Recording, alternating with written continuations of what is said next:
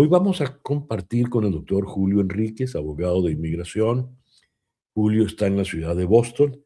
Con él vamos a actualizar lo que está ocurriendo con los inmigrantes venezolanos en Estados Unidos y el eventual retorno de muchos a Venezuela. Julio, muy buenos días. Gracias por acompañarnos en esta mañana. Buenos días, gracias por la invitación.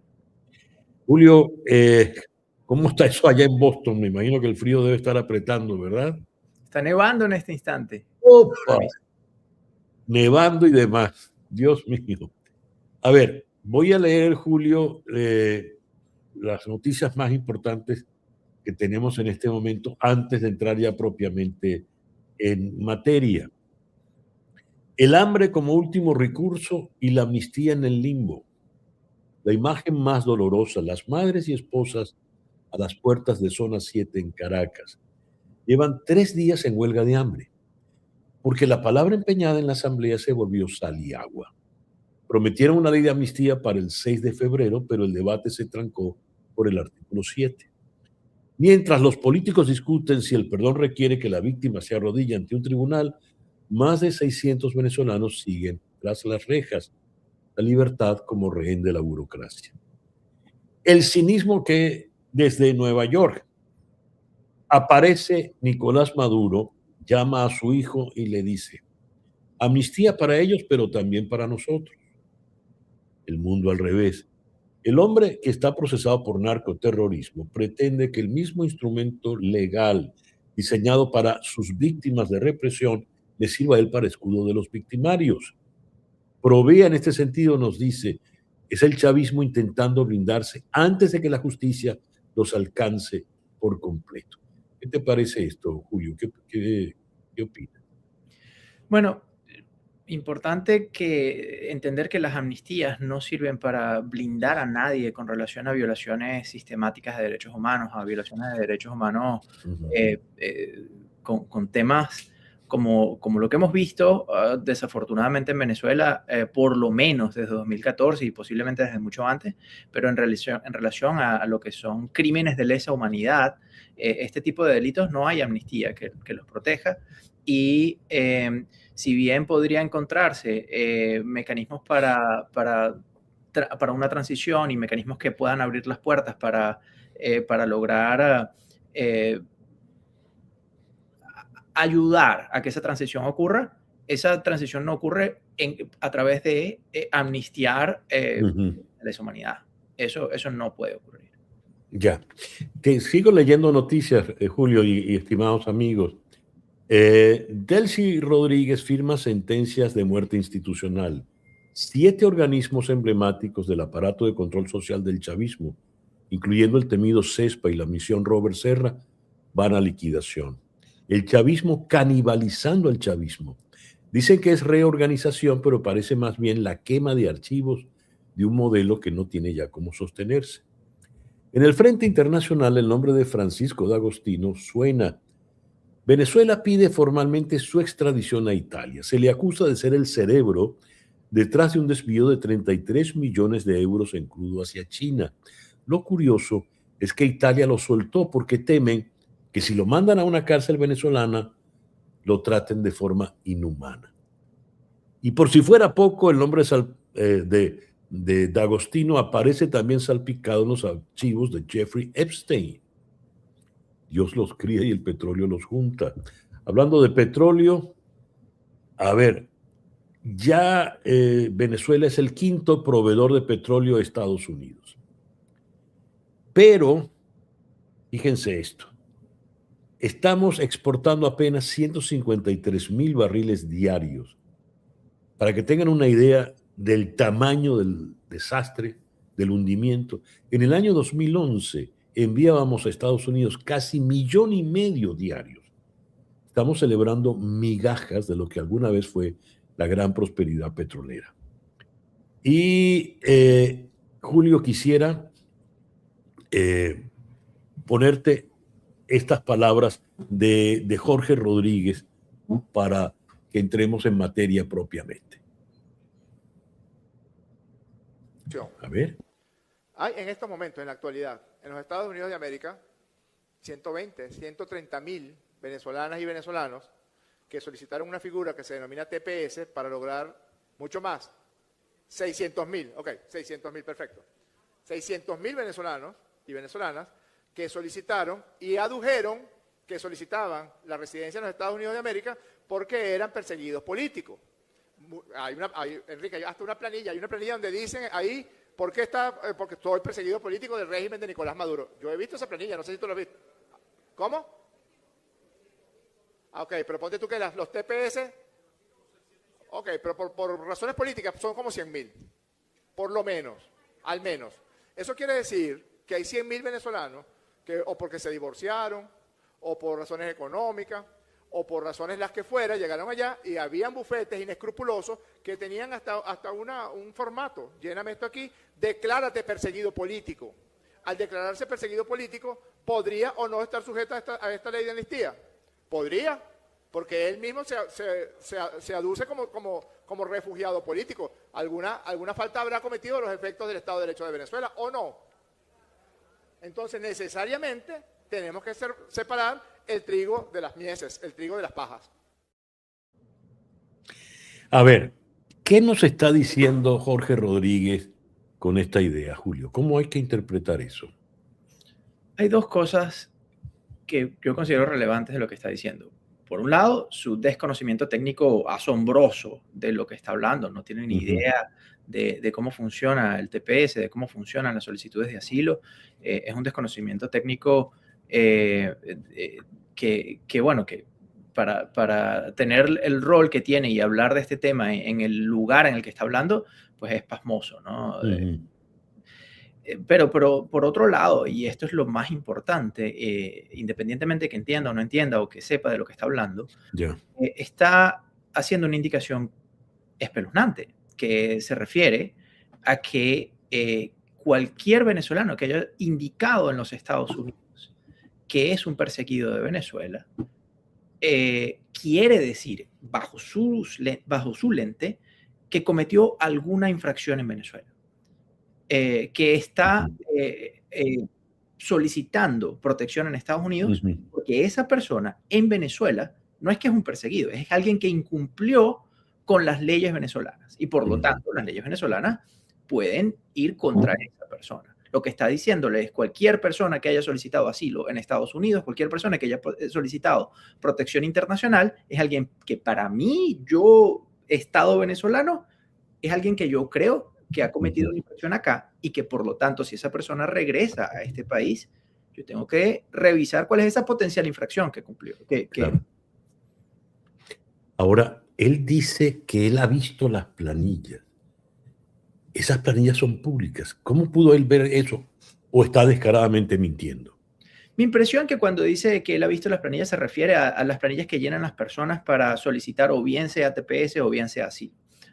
Claramente hay una confusión en la cual él indica que hay una planilla en la que se marca que una persona es perseguida política o es perseguida por razones políticas. Eso no existe en una planilla de TPS, que era lo que él estaba hablando.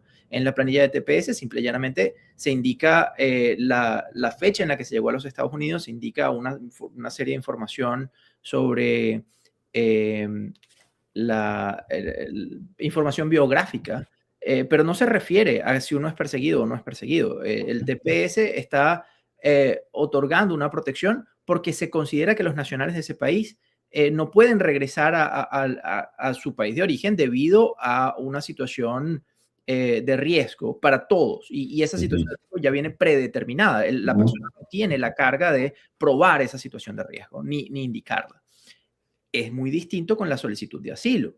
La solicitud de asilo implica que la persona está diciendo yo tengo miedo de regresar a mi país porque a mí me pueden perseguir, a mí me pueden hacer un daño o ya me hicieron un daño muy grave y se refiere a esto, ¿no? Y ahí sí hay una carga de la prueba de indicar cuál fue ese daño, cuál es ese miedo de regresar al país. Y pareciera que está mezclando las dos y cuando él dice que yo he visto la planilla, me parece que él se refiere a la planilla que los solicitantes llenan cuando están pidiendo o bien sea TPS o bien sea asilo y en su mente creo que las mezcló.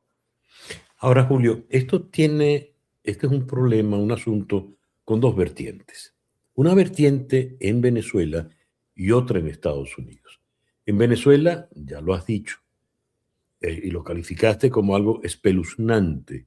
Para Rodríguez, la solicitud de asilo parte de la base de que he delinquido, ¿verdad? Soy un delincuente por X razón contra el Estado venezolano. Eso hay que discutirlo, ¿cierto? Eso no es así. Realmente, cuando yo salgo y alego que estoy bajo riesgo, ¿de qué estoy hablando? Hablando en el caso venezolano, Julio. Cuando una persona está indicando que tiene miedo de regresar a su país de origen porque considera que va a sufrir lo que se llama técnicamente persecución, que se refiere a un daño significativo, esa persona lo que tiene que mostrar una serie de elementos. Primero, obviamente que ya salió de su país de origen. Segundo, que el motivo por el salir es porque tiene miedo y tiene que explicar cuál es ese miedo, por qué, digamos, una persona que ha entrado y salido 20 veces de Venezuela, le va a ser más difícil probar que tiene miedo de regresar a su país. Alguien que huyó de su país y no regresó más es un poco más razonable. Y que ese miedo tiene que probar que está causado porque la persona pertenece a un grupo protegido. Y hay 5 grupos protegidos, por lo menos desde el punto de vista de asilo. Nacionalidad, raza, religión, opinión política, que es lo más común entre los grupos de los solicitantes de asilo de Venezuela, y pertenecer a un grupo social en particular, que se refiere, es como una especie de comodín, ¿no? De alguien que es perseguido, y esto ocurre muchísimo en Venezuela, pero no es por su opinión política, ni su raza, ni su religión, ni su nacionalidad, sino porque es un grupo que el poder decidió perseguir por algún motivo adicional, no por la opinión de esa persona. Por ejemplo, cuando vemos que persiguen a los familiares de alguien que ellos quieren detener, el sobrino o la sobrina de un militar, ellos no están persiguiendo a ese sobrino, a esa sobrina, a ese hijo, a ese hermano, porque esa persona es opositora o porque marchó. No, están persiguiéndolo por su vínculo familiar. Su vínculo familiar no es su opinión política. Entonces, la persecución es ya un grupo social en particular distinto. En ese caso sería la familia. Entonces, la persona que solicita asilo está indicando, si yo regreso a Venezuela por alguno de estos motivos, me van a detener, me van a torturar, me van a asesinar, me van a desaparecer. Ese es lo que está indicando la persona. Independientemente de los elementos que pueda tener esa persona para corroborar, en ninguna parte se refiere a yo cometí un delito en Venezuela y me quieren hacer daño por el delito que yo cometí. No, eso no tiene nada que ver.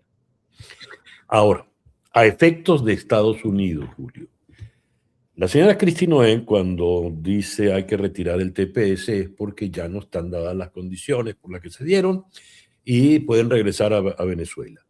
Esta declaración de Jorge Rodríguez en contra de los solicitantes del TPS no debería cambiar la lectura que se le tiene aquí en Estados Unidos a la actual administración. Bueno, creo que nunca debió existir esa comunicación de Kristi Noem. Cuando ella dice las condiciones en Venezuela han cambiado y por lo tanto ya las personas pueden regresar, no hubo ni ha habido en ningún momento base para plantearlo. Esto es simple y llanamente otra forma de corroborar que las condiciones en Venezuela no están suficientemente seguras como para que las personas regresen.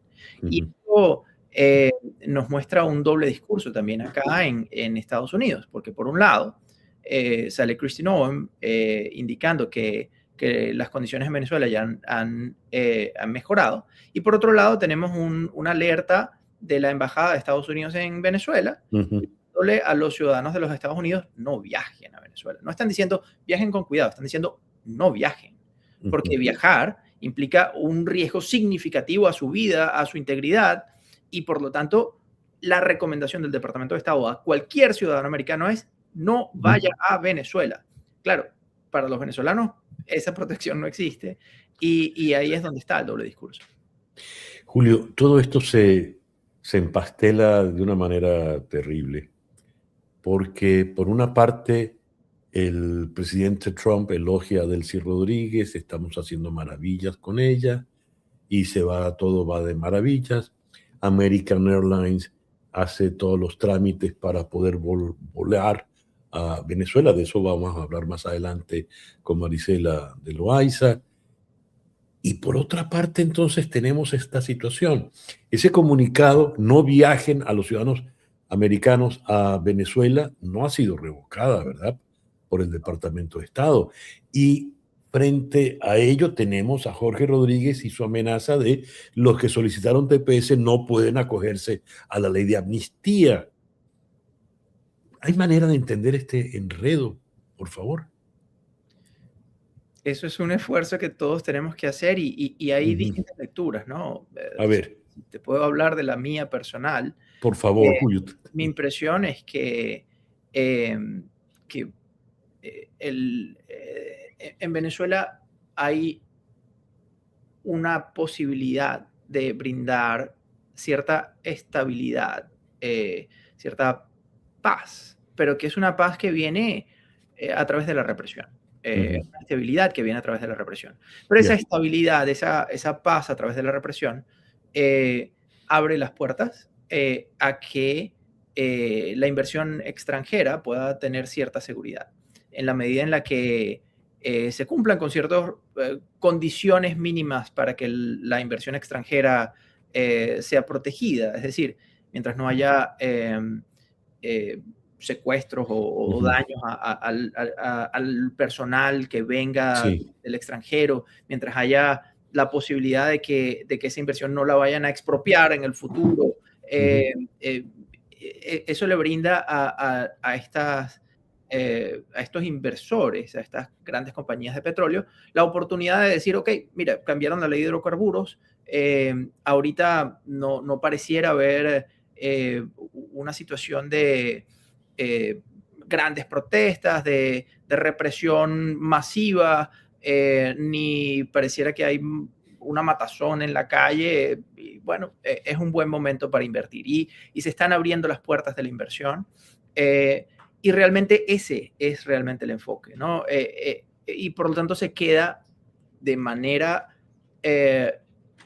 pues puesta a un lado todo lo que se refiere a la protección del ciudadano venezolano en relación a la democracia y en relación a la protección de los derechos humanos. Y esto, pues hay un discurso en relación a la democracia, un discurso en relación a la protección de los derechos humanos, pero no pareciera que estamos caminando en esa dirección, de esa protección. Muy bien, Julio. Como abogado de inmigración, ¿qué le sugieres a ese venezolano que solicitó su TPS o estaba protegido por el TPS, le quitan el TPS, tiene que irse a Venezuela y en Venezuela le espera la amenaza de Jorge Rodríguez? ¿En qué situación queda ese venezolano? Las condiciones de derechos humanos en Venezuela no han cambiado significativamente en relación a lo que es el aparato de represión en Venezuela. Esto está intacto, ¿no? Hace poco vimos a una serie de visitas de funcionarios de los Estados Unidos hacia Venezuela, incluyendo el secretario de Comercio, incluyendo al director de la CIA. Y los vimos reunirse con personas que están sancionadas por los Estados Unidos por violaciones de derechos humanos, por ejemplo. Por lo tanto, ese aparato represivo del cual mucha gente huyó está intacto. Eso no se ha... los cambios que han habido en Venezuela no han desarmado ese aparato represivo. Cualquier decisión que se vaya a tomar en relación a Venezuela tiene que ser una decisión entendiendo la situación real. Y tiene que ser entendiendo también la situación real en los Estados Unidos desde el punto de vista migratorio. Claro. Porque bien se están cerrando muchísimas puertas en los Estados Unidos a los fines de permitir a las personas que se puedan quedar acá legalmente. Cuando se cierran esas puertas, la persona tiene que tomar una decisión.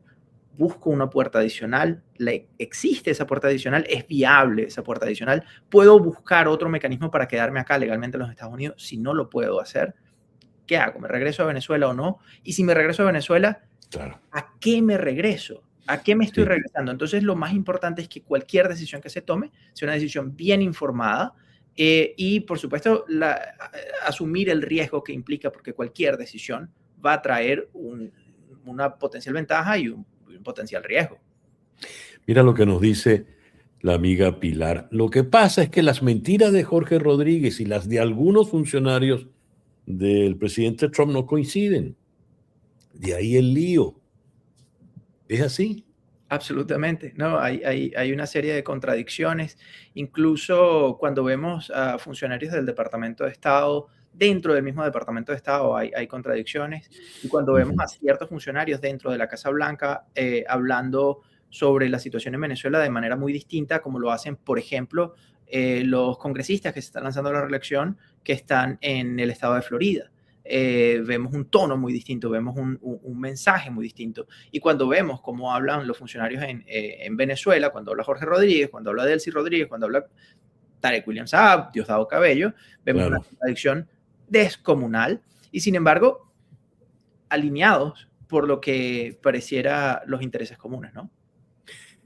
Julio, te llamo yo para solicitar tus servicios como abogado. Te digo, mire, doctor Enrique, yo estaba protegido por el TPS, me lo han quitado, he solicitado el asilo, pero tarda mucho en llegarme ese asilo, no tengo otra opción y debería yo regresar a Venezuela, pero si regreso a Venezuela, mire usted lo que me ha dicho el señor Jorge Rodríguez desde el Presidium de la Asamblea Nacional. ¿Qué me aconseja, doctor Enríquez? El consejo es entender dónde está parado usted. Entender si usted tiene algún otro camino para quedarse acá, estudiar si ese asilo que usted presentó es algo que tiene unas probabilidades elevadas de ser aprobado o no. Digamos, nadie puede predecir con precisión Sí. si lo van a aprobar o no, pero sí hay mecanismos para tener una idea, ¿no? De si este es el tipo de asilos y de situaciones y evidencias que están en el caso que pueden generar cierta confianza de que hay una probabilidad importante de que va a ser aprobado o no. También hay muchos casos que los vemos y decimos, mira, infelizmente no creo que la administración vaya a aprobar eso. Entonces, el primer paso sería eso, ¿no? Evaluar la probabilidad de aprobación de ese asilo y ver si hay mecanismos para que podamos aumentar conseguir evidencias adicionales, cómo corroborar eso que se está narrando allí, cómo narrar eso que está allí, pero profundizar en algunos detalles. Ese es el primer paso. El segundo paso es explorar si hay alternativas adicionales, si más allá del asilo hay algo que pueda permitir que se pueda quedar acá a través de una solicitud de un empleador, a través de una solicitud de un familiar, a través de alguna protección humanitaria adicional. Por ejemplo, si la persona ha sido víctima de un delito severo y ha ayudado a las autoridades a resolverlo, o algún otro mecanismo que pueda existir y que esté disponible. Y tercero, ser brutalmente honesto con relación a las probabilidades y en relación a lo que puede pasar si se queda o si se va. Dios, brutalmente honesto has dicho, Julio, y la situación en la que estamos los venezolanos es de una cruel brutalidad, ¿verdad? Es así, infelizmente muchas de las conversaciones pasan por allí, ¿no? Pasan por, bueno, si me quedo en los Estados Unidos no tengo ninguna garantía de que esto va a funcionar, de que me van a aprobar el asilo o que me van a dar un mecanismo de permanencia. ¿Qué ocurre si voy a un proceso de deportación frente a un juez? ¿Qué puedo esperar allí? Claro. ¿Y cuáles son los riesgos? ¿Cuáles son los riesgos de ser detenido por ICE en cualquier momento? ¿Cómo reacciono si ICE me detiene en la calle, si interactúo con ICE? ¿Cómo reacciono si se me venció la licencia de conducir y sigo manejando y me para la policía? ¿Cuál es la posibilidad de que si ese incidente ocurre ya termine en una cárcel de ICE? ¿Qué hago con mis hijos? ¿Qué hago con mis propiedades? Y si regreso a Venezuela, ¿puedo alguna vez volver a Estados Unidos? ¿Puedo en el futuro pedir una visa de turista? Tengo vínculos acá, tengo familia, tengo hijos, tengo situaciones acá en Estados Unidos que me gustaría poder volver. Puedo volver si me voy. ¿Y cómo hago para irme sin dañar del todo mi récord? ¿No? Hay una serie de conversaciones muy, muy fuertes que hay que tener y son las conversaciones que estamos teniendo. Una situación extraordinariamente cruel porque esta persona que está en este dilema, los venezolanos, no hemos hecho nada malo, no hemos delinquido de ninguna manera, ¿no? No es un castigo que nos merezcamos. Julio, te agradezco inmensamente estos minutos en la mañana de hoy. Un gusto grande. Y bueno, fabuloso el formato de este programa. Me encanta. Muchísimas gracias, Julio. Y saludos a Cristina.